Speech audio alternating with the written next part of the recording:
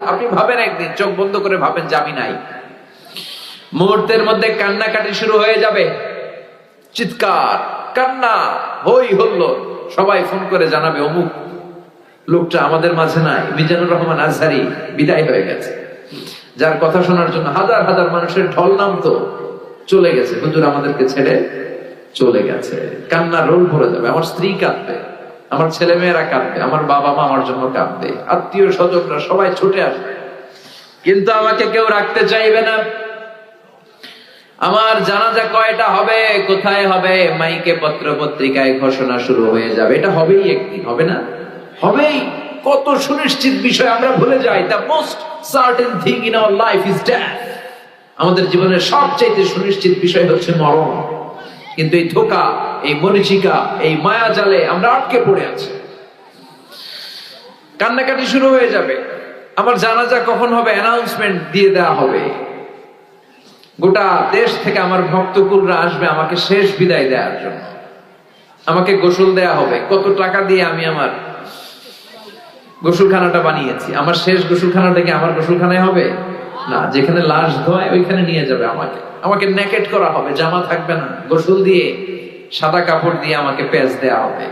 তারপর যেখানে আমার জানাজা ওইখানে নিয়ে যাওয়া হবে। হাজার হাজার মানুষের ঢল নামবে।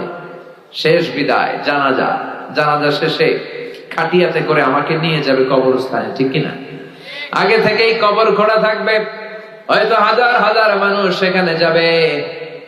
সব শেষে ওই মাটির কবরে আমাকে নামিয়ে দিয়ে আসবে। The story is ended. ঘটনা শেষ, গল্পটা শেষ। চিল্লা এখন, ঠিক কিনা? এত ভালোবাসা, এত টাকা পয়সা, যশ, খ্যাতি, ক্যারিয়ার কোথায় গেল? রেখে আসাবে অন্ধকার কবরে, উপরে বাঁশ দিয়ে মাটি চাপা দিয়ে, আর কেউ নাই, অন্ধকার, শুধু অন্ধকার। এই অন্ধকার যেন শেষ হতে চায় না। চিল্লায় বলে, ঠিক কিনা?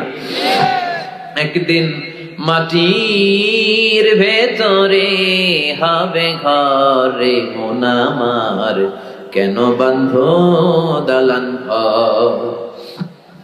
প্রাণ পাখি উড়ে যাবে পিঞ্জর ছেড়ে, ধরা ধামে সবই রবে, তুমি যাবে চলে।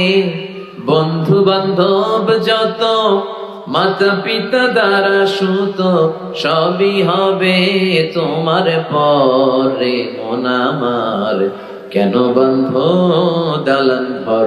একদিন মাটির ভেতরে হবে ঘরে মন আমার, কেন বন্ধ দালান ঘর? একটু যাবেন, একা একা যাবেন, গেলে দেখলে আখিরাতের কথা আপনার স্মরণ হবে। আপনার আব্বার কবরের সামনে যে দাঁড়াবেন, খেয়াল করবেন আজ থেকে 5 বছর আগে বাবার লাশটা কাঁধে তুলে এনে জামা কাপড় কিচ্ছু ছাড়া সাদা কাফন দিয়ে পেঁচিয়ে বাবাকে রেখে আপনি চলে এসেছিলেন। আপনার ছোট্ট ছেলেটা কেঁদেছিল দাদার লাশ দেখে। এই ছেলেটা আজ বড় হতে চলেছে, আপনি ওই দাদার জায়গায় যেতে চলেছেন। কিশোর ছিলেন, যুবক হলেন, বিয়ে করলেন, হয়ে গেলেন স্বামী, সন্তান হলো, মেয়ে হলো একটা, হয়ে গেলেন বাবা। মেয়েকে বিয়ে দিলে হয়ে গেলেন শ্বশুর। ওই মেয়ের আবার একটা মেয়ে হলো, এবার হয়েছেন নানা। আপনার চ্যাপ্টার শেষ। দাড়ি পাকতে শুরু করেছে, তাই না? চুল আর দাড়ির শুভ্রতা, বয়সের ভার, this is the circle of life. এটাই জীবন। রং ধরা যৌবন জং ধরে শেষ। আজকের তাগড়া যুবক কালকে কুচো বুড়ো, ঠিক কিনা? একটা লাঠি লাগে, বাঁকা হয়ে থাকা লাগে। এগুলো দেখেও মানুষের টনক নড়ে না, খালি বলে আমার সব আমার, আমার এলাকা, আমার ক্ষমতা, আমার দাপট, আমার টাকা। সামনে আসলে কোপায়া খায়া হলাম। আসরা নাই? ফেরাউন থেকে শিক্ষা নেওয়া দরকার। সর্দি হয় নাই, কাশি হয় নাই, কোনোদিন জ্বর হয় নাই, ওই ফেরাউনের বাচ্চাও পৃথিবীর বুকে বাঁচতে পারে নাই। চিল্লায় বলেন, ঠিক কিনা?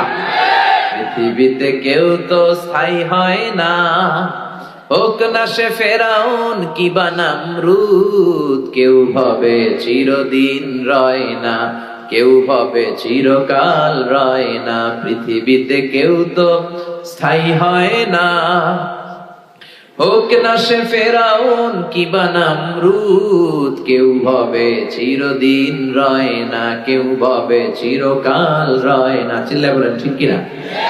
কেউ থাকবে না। এই ভাবার, এই চিন্তার সময়টুকু কি আমাদের আছে? আমরা এগুলো চিন্তাই করি না। আমরা সব সময় ভাবি ভবিষ্যতের কথা, এটা করব ওইটা করব, কিন্তু চলে যে যেতে হবে এটা আমরা ভাবি না। যেন কবরস্থানে যাবেন, কবরস্থানে যে দেখবেন যে শুয়ে আছে, এরা আমার মতো হেঁটে বেড়াতো একদিন পৃথিবীতে, এরা আমার মতো ক্যারিয়ার নিয়ে ভাবতো, এরা আমার মতো ফ্যামিলির টেনশন নিয়ে খুব ব্যস্ত ছিল। বাড়ি ভাড়ার বিল পরিশোধ করতে হবে, গ্যাসের বিল, বিদ্যুৎ বিল, ছেলে মেয়েদের ক্যারিয়ার, এটা সেটা, জমি কিনতে হবে, ব্যাংক ব্যালেন্স, ফ্ল্যাট, কত টেনশন আর কত প্রতিযোগিতা আমাদের মধ্যে। কিন্তু চলে যেতে হবে, চলে গেলে সব শেষ। এজন্য সাইয়েদনা ওমর ফারুক বলতেন, মুতু ক্বাবলা আন তামুতু, মরার আগে নিজে একবার মরো। হাসিবু ক্বাবলা আন তুহাসাবু আলাইকুম, আল্লাহর দরবারে হিসাব দেওয়ার আগে কাগজ কলম নিয়ে নিজের হিসাবটা মিলাও। লম্বা একটা লাইন করেন, ফিরিস্তি করেন, নিজেই কিরামান কাতিবিনের আমল করেন। 1 নাম্বার 2 নাম্বার দিয়ে লিখতে শুরু করে দেন, কি কি ভালো কাজ আমি করেছি যেগুলোর কারণে আমি আল্লাহর কাছে মাফ চাইতে পারি। 1 নাম্বার 2 নাম্বার দিতে দিতে দেখেন কয় নাম্বার যায়। এবার আরেক পৃষ্ঠার মধ্যে কি কি আকাম কুকাম আমরা করলাম, দুনিয়ায় কি কি পাপ করেছি, অন্যায় করেছি, ওইটারও একটা লিস্টি করে। নিজে যে কত পাপ করছেন নিজে ভালো জানি, ঠিক কিনা? পৃথিবীর কেউ না জানলে আমি কি অন্যায় করছি আমি জানি না। এই জন্য সাইয়েদনা ওমর ফারুক বলতেন, মুতু ক্বাবলা আন তামুতু, মরার আগে নিজে একবার মরো।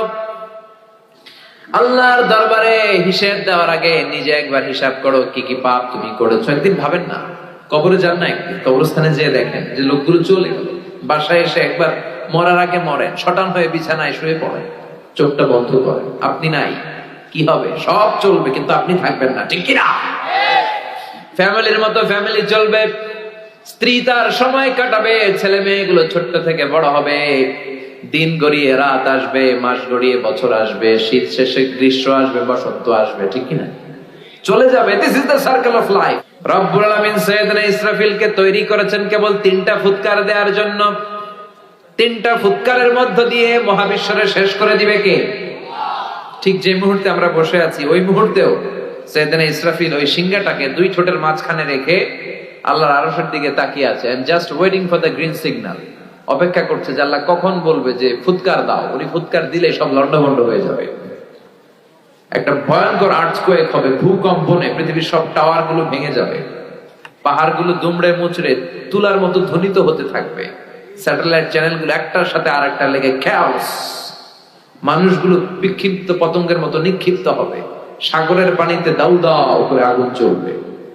ওই সময় যে সমস্ত মহিলারা গর্ভবতী থাকবে, অনেকের পেটের বাচ্চা 3 মাস 4 মাস বয়স, অপরিপক্ক অপরিণত বাচ্চা, এখনো বড় হয় নাই, কিয়ামতের এই বিভীষিকাময় পরিস্থিতি দেখে মুহূর্তের মধ্যে ইনজেকশন পুশ করা ছাড়া, হসপিটালে যাওয়া ছাড়া, ডাক্তারের সহযোগিতা ছাড়া এমনি এমনি ডেলিভারি হয়ে যাবে এক ধাক্কার চোখে। সেই দিনটার নাম আল্লাহ দিয়েছে আল কারিয়া। চিল্লায় বলেন কি নাম? আল কারিয়া।